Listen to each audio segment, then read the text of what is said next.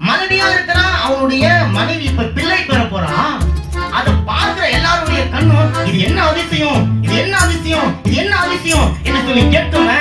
அந்த அதிசயத்தை செஞ்ச அதிசயமானவர் தான் நானே. நல்ல கடையில் பார்த்துக்கிறேன்.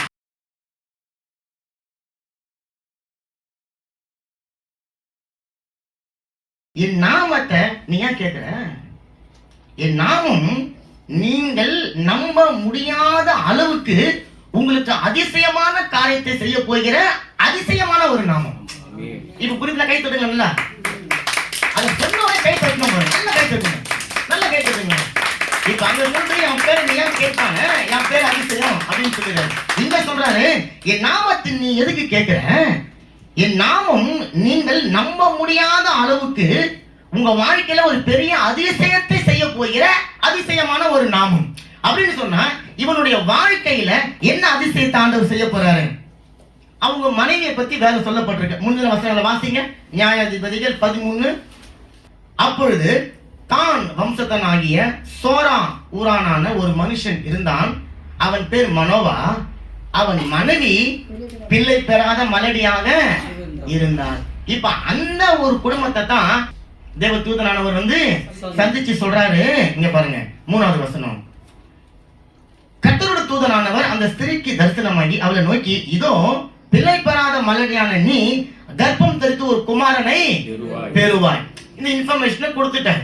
இப்ப மலடியா இருந்த அவங்களுக்கு குழந்தை பிறக்க போகிறது அப்படின்னு கேட்கிறதே அவங்களுடைய வாழ்க்கையில ஒரு பெரிய அதிசயம்.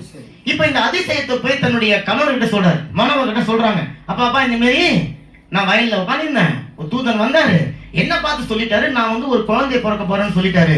அப்படியா? அவருக்கு ரொம்ப சந்தோஷம். அப்ப 2 பேரும் ஓடுறாங்க, வந்து ஆண்டவர்கிட்ட கேட்கறாங்க.